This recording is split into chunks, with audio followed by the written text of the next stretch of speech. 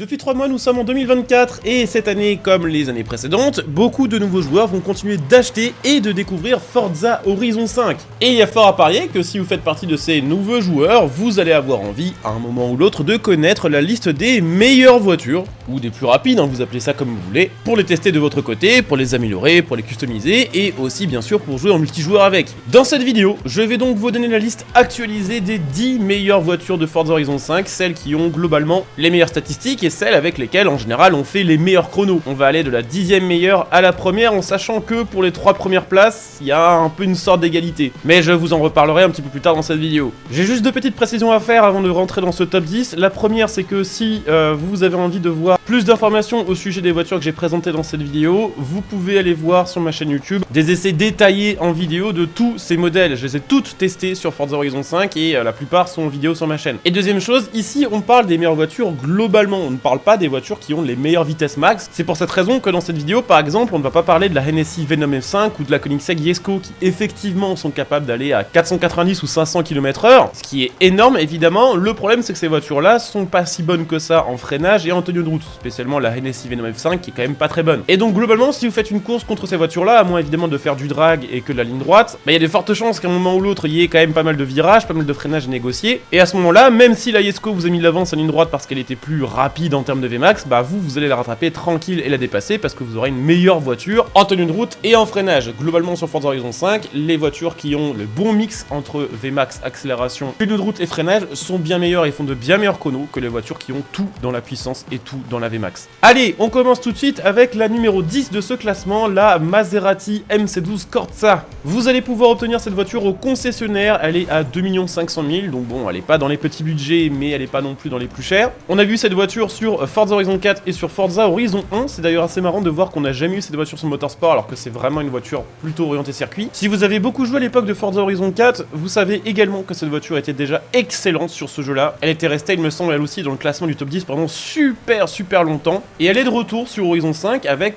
globalement les mêmes points positifs que sur Horizon 4, c'est-à-dire une bonne accélération, une vitesse max très élevée, on peut s'approcher des 430 km/h avec ce modèle-là, et surtout pas mal d'améliorations et de réglages disponibles. Cette voiture-là arrive avec 2 swaps disponibles, le V12 Racing et le V12 hybride. Et selon la config que vous faites, que ce soit pour jouer en top S2 ou en X, vous n'aurez pas forcément intérêt à jouer avec les mêmes moteurs. Mais globalement, je vous conseille de laisser le moteur de base amélioré full avec le biturbo, vous serez à plus de 1500 chevaux, que vous pourrez exploiter pleinement grâce aux 4 roues motrices que vous aurez installées, et sachez que cette voiture-là a tout simplement l'une des meilleures tenues de route du jeu. On est à 2.8 en G max, ce qui est quand même très élevé. Nous allons trouver dans cette liste également la Apollo Intensa Emotion, elle aussi de retour de Forza Horizon 4, et c'est pareil, sur Horizon 4 c'était une excellente voiture, donc sur Horizon 5 aussi c'est une excellente voiture. Vous pouvez acheter cette voiture en concession pour 1 500 000, donc c'est même pas une voiture si rare que ça, et cette voiture a beaucoup d'avantages. Bon, déjà elle est magnifique. Vous allez dire on s'en fout parce qu'on est là pour les performances, mais si en plus d'avoir une voiture rapide on peut avoir une voiture jolie, c'est quand même plutôt cool. Donc elle est belle, elle est légère, elle a un intérieur de fou furieux, et surtout de base elle a un V12 qui vient de chez Ferrari. D'ailleurs sachez aussi que sur ce jeu il y a la version pack de bienvenue de la Apollo Intensa Emotion qui est effectivement plus rapide d'origine mais moins rapide avec les améliorations. C'est pour ça que je ne mentionne ici que la Apollo Intensa Emotion normale. Ce qui est assez marrant, c'est que cette voiture là sur le papier elle est censée être un tout petit peu en dessous de la MC12 Corsa. Elle est moins puissante, à 8 chevaux près, elle fait 1523 chevaux, elle est un peu plus lourde, alors par contre là 100 kg de plus quand même,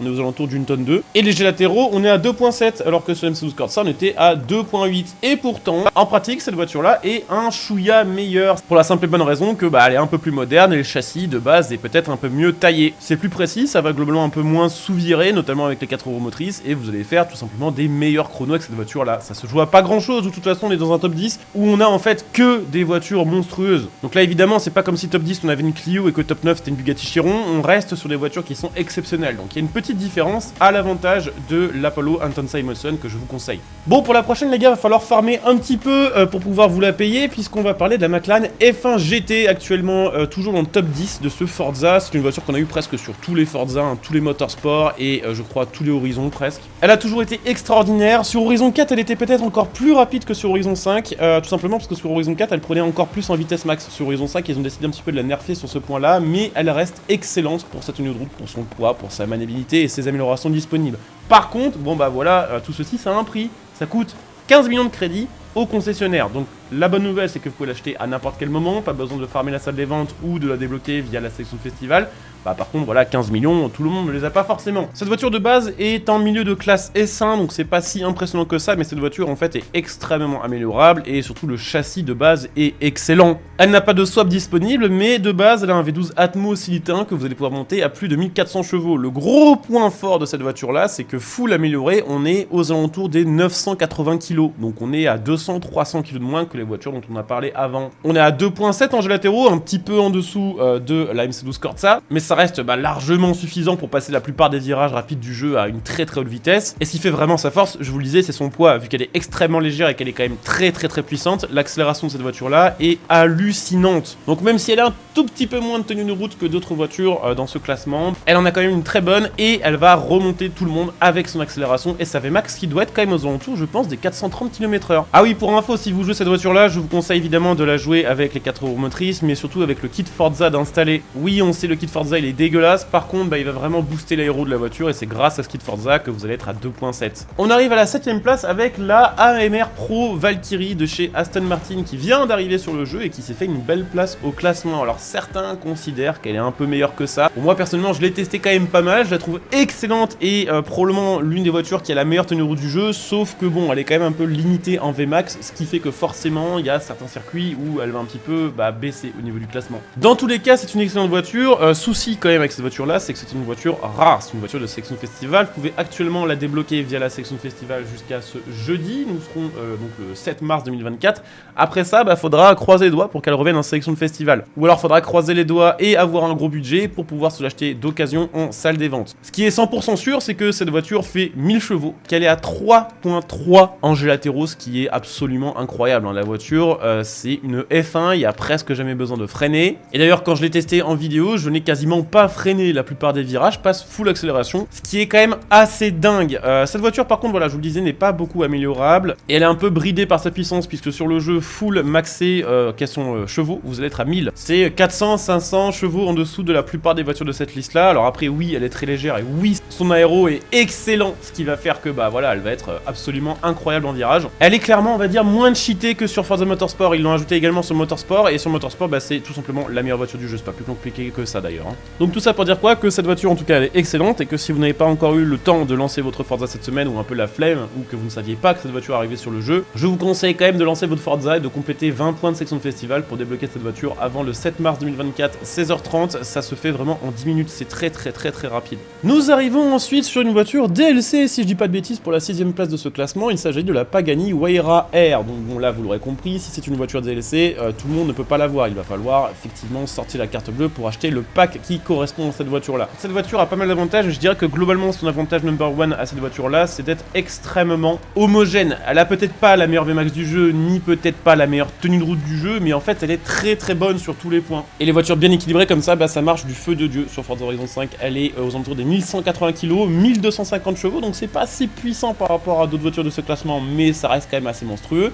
Et tenue de route, on est à 2.8 en latéraux max. Il faut quand même préciser pour le calcul des latéraux, une voiture qui produit 2.8 en latéraux à 350 km/h, comme c'est le cas pour cette Pagani Huayra R, c'est beaucoup plus exploitable et beaucoup plus intéressant sur piste qu'une voiture qui va développer 2.8 aussi, mais à 410 km/h. Cette voiture n'a pas une Vmax mirobolante, on est aux alentours des 400 à 420 km/h selon les réglages, mais son aéro est tellement fort et est tellement présent tôt, entre guillemets, que ça la transforme en vraie voiture de course de fou. D'ailleurs, pour info, cette voiture est une voiture de course, la Huayra R n'est pas road legal, c'est une voiture que vous ne pouvez utiliser en vrai que sur circuit. Donc c'est vraiment une excellente voiture. En plus de ça, elle est assez jolie. Le seul problème, c'est, vous l'aurez compris, que c'est un DLC malheureusement. À la prochaine position, on va trouver la Mosler MT900S. Alors sur le jeu, il faut pas la confondre avec la MT900 GT3. La MT900 GT3 est un DLC, elle est excellente, mais elle est moins bonne que la MT900S, qui est telle une voiture que vous pouvez acheter en plus à très faible coût au concessionnaire à seulement 320 000 crédits. Donc c'est une des moins chères de ce classement, une des moins dures à obtenir et une des plus performantes. Donc pourquoi se priver? Et en plus de ça, ce sera la seule américaine de ce classement. C'est vrai que les voitures américaines en général sont monstrueuses en ligne droite et en accélération.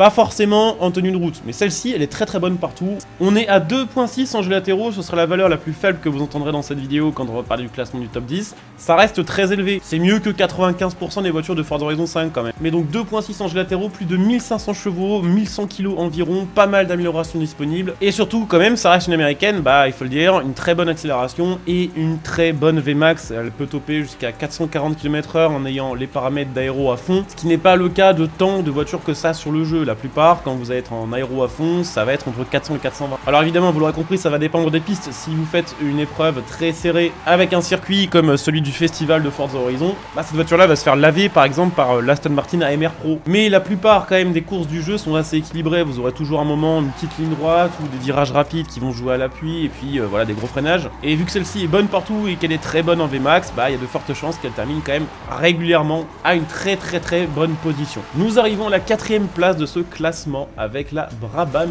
BT62 qui est un DLC. Et oui, celle-ci vous ne pourrez pas l'avoir sans le DLC Hot Wheels de Forza Horizon 5. Là on n'est plus sur une voiture très bonne, on n'est plus sur une voiture excellente, on est sur une voiture cheatée. Je me rappelle que quand le DLC est sorti, les joueurs qui n'avaient pas le DLC avaient le mort parce que cette voiture-là était juste ultra présente en ranked, en top S2. Et d'ailleurs elle est toujours très présente, cette voiture est absolument monstrueuse. Elle est juste meilleure que la concurrence et si vous n'avez pas le DLC, bah malheureusement ça va être compliqué pour vous de rivaliser avec. Dites-vous que cette voiture est à 3 enjeux latéraux d'origine, c'est-à-dire avant réglage et amélioration, vous avez déjà une voiture qui est meilleure que 99,9% des voitures sur ce point-là. La tenue de route évidemment elle est incroyable, l'accélération de cette voiture est folle, vous pouvez monter cette voiture jusqu'à 1500 chevaux avec le V12, vous pouvez la faire baisser jusqu'à aux alentours des 1050 kg.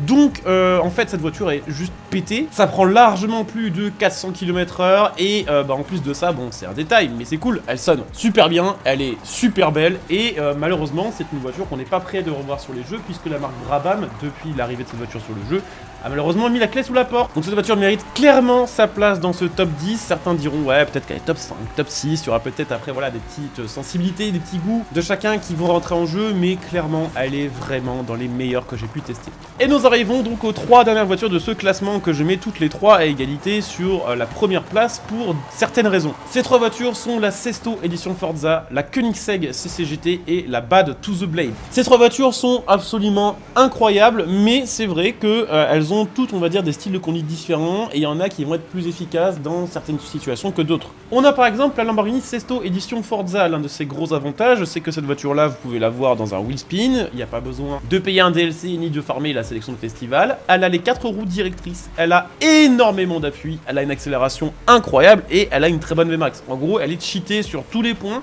et pendant super longtemps, c'est resté vraiment la meilleure voiture du jeu, loin devant les autres, avec vraiment sur la plupart des circuits des chronos meilleurs de plusieurs secondes par rapport aux autres voitures de Forza Horizon 5. Un des autres gros avantages de cette voiture-là, c'est qu'elle est ultra facile à prendre en main. Il y a des voitures sur le jeu qui sont extrêmement rapides, mais avec lesquelles il va falloir un petit peu quand même s'entraîner pour vraiment la comprendre et vraiment savoir quand freiner et vraiment savoir comment la manœuvrer en virage. Avec la Sesto Edition Forza, vous oubliez tout ça, c'est juste plug and play, hein, vous la prenez et ça y est, c'est gagné en fait. Mais pour moi, dans le même niveau de performance, vous avez par exemple la Koenigsegg CCGT qui est un peu plus dur à manœuvrer, qui aura peut-être un tout petit peu moins de vitesse max, mais qui va compenser avec une meilleure tenue de route et un châssis encore plus extraordinaire. On va dire que si vous faites un circuit où il y a quand même beaucoup de lignes droites, peut-être que la Sesto Edition Forza sera plus intéressante. Si vous faites un circuit un peu plus équilibré, où il y a quand même pas mal de lignes droites, mais un peu plus de virages, alors la CCGT peut être très intéressante. Le problème de la CCGT, c'est que c'est une voiture de récompense de sélection de festival.